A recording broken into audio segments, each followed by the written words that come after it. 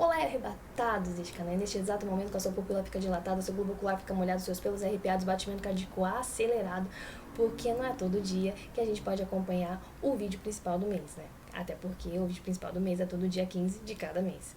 E para você ir se recuperando de tamanha emoção, eu vou te informando que neste ano iria acontecer as Olimpíadas, mas infelizmente pelo contexto que a gente está vivendo foi necessário cancelar as Olimpíadas. Mas isso não nos impede de refletirmos sobre a relação da vida cristã com a corrida de um atleta. E para você que não assistiu o vídeo do Instagram que eu conto sobre a história que aconteceu lá comigo, para contextualizar para este vídeo, eu vou dar um resumo de 30 segundos. No terceiro ano do ensino médio, eu fui voluntária para correr 100 metros. Só que quando cheguei lá era para correr 800. Beleza, eu corri loucamente adoidada, já liderando ali, só que eu cansei demais, porque eu tava correndo como se fosse 100. A galera começou a passar na minha frente, eu fiquei por último, a garota que tava na minha frente acabou desistindo, ela ficou cansada e foi pro gramado, desistiu. E aí eu perseverei até a linha de chegada, alcançar a linha de chegada já foi uma vitória. Além disso, eu fui recompensada com a medalha de bronze. Tudo bem que eram 4 meninas e a pessoa que estava na minha frente desistiu, mas eu perseverei. Guarde isso, que vai ser importante lá pro final do vídeo. Então, vamos para o que interessa. O que interessa é o que vamos falar neste vídeo. E o que vamos falar neste vídeo são 3 pontos fundamentais para que a gente possa permanecer no caminho, prosseguindo para o alvo. E o primeiro ponto, antes de a gente ver sobre permanecer, a gente precisa falar sobre começar. Começar o quê? O caminho. O apóstolo Paulo fala que este caminho é de sobremodo excelente. Que caminho é este? O amor. E a Bíblia diz que Deus é amor. E o amor de Deus foi revelado em Jesus Cristo. E Jesus diz: eu sou o caminho, a verdade e a vida. Ou seja, Jesus é o caminho que por meio da verdade nós prosseguimos para a vida. Então, você pode falar, então quem não está no caminho está prosseguindo para onde? Para a morte. É isso mesmo, forte, pesado, mas é a verdade. E aí você pode perguntar, como a gente começa esse caminho? A partir do momento que a gente crê com o coração e confessa, declara com a boca que Jesus é o Senhor e Salvador das nossas vidas, nós passamos a estar nele, no caminho. Então, o primeiro ponto para que a gente possa permanecer e perseverar no caminho é ter a consciência que Jesus é o caminho que, por meio da verdade, nós prosseguimos para a vida. Beleza. Segundo ponto é sobre o condicionamento para a gente permanecer nessa corrida. E o condicionamento não envolve apenas aqueles 3 pilares do canal. Para você que não sabe, é nos alimentar da palavra, ter intimidade com Deus com uma vida de oração e ter comunhão com o corpo de Cristo com o congregar. Beleza, mas também é muito importante a gente estar livre para realizar a corrida que Deus nos propôs. Até porque um atleta de corrida, ele busca estar extremamente livre, leve, sem peso algum que possa atrapalhar o seu desempenho na corrida ou que possa atrasar a sua corrida. E da mesma forma somos nós, e isso está escrito lá em Hebreus 12:1, onde diz assim: afastemo-nos de nós todas as coisas que nos tornem vagarosos ou que nos atrasem, especialmente aqueles pecados que se enroscam tão fortemente em nossos pés e nos derrubam. E ele finaliza assim: corramos com perseverança a carreira especial que Deus pôs diante de nós.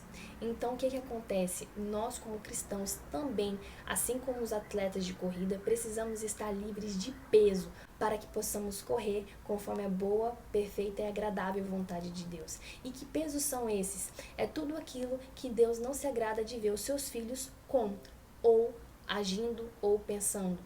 Por exemplo, com medo, com culpa, com ódio, com alguma angústia, com alguma amargura, enfim, tudo que é peso que nos atrapalhe, que nos atrase ou até mesmo que nos paralisa diante da corrida que ele nos propôs.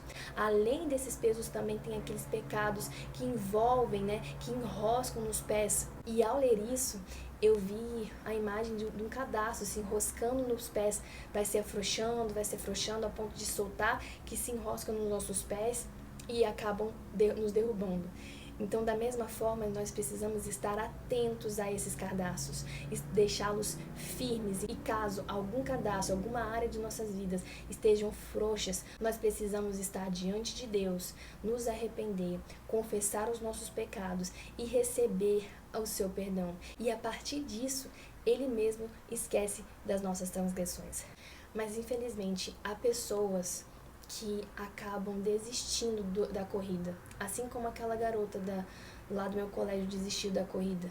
Elas acabam sendo sobrecarregadas pelo cansaço, por uma sobrecarga de peso, seja por frustrações, decepções, seja por até medo, insegurança ou qualquer outro tipo de peso, ou até mesmo por pecados que enroscam os seus pés e fizeram com que elas fossem derrubadas.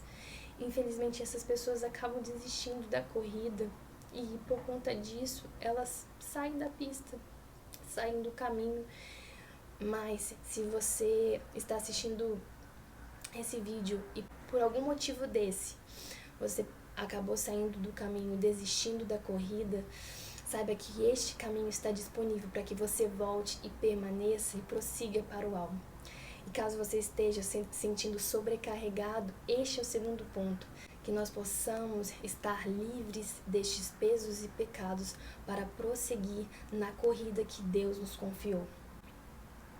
E o terceiro ponto e último está lá em Hebreus 12:2, onde diz: conservemos os nossos olhos fixos em Jesus, pois é por meio dele que a nossa fé começa e é ele quem aperfeiçoa. Lembre-se, ele é o caminho que por meio da verdade prosseguimos para a vida. Ou seja, o terceiro ponto é olharmos sempre para Jesus. Jesus está sempre à nossa frente. Nós não precisamos olhar para trás e muito menos para o lado. Quando eu digo a gente não precisa olhar para trás, é justamente o que o apóstolo Paulo disse: esquecendo-me das coisas que para trás ficam e avançando para as que estão adiante de mim, prossigo para o alvo, pelo prêmio da soberana vocação de Deus em Cristo Jesus. Ou seja, a gente não precisa ficar olhando para o nosso passado e ver o quanto nós erramos. Se eu ficasse fixada nos erros do meu passado, eu não estaria nem gravando esse vídeo. Mas nós precisamos olhar para Jesus, prosseguindo para o alvo. Muitas pessoas podem pensar: poxa, olha só como eu errei no passado, não sou digno de correr neste caminho lindo que Jesus me preparou. Mas o que nós precisamos nos lembrar, que não é sobre o que fizemos, e sim sobre o que Jesus fez por nós na cruz. Não é sobre nós, e sim porque dele, por meio dele e para ele são todas as coisas. Então, precisamos olhar sempre para Jesus. Assim como a gente não precisa olhar para trás, também nós não precisamos olhar para os lados. O que eu quero dizer com isso? Que a corrida da vida cristã não é uma competição, é uma consagração.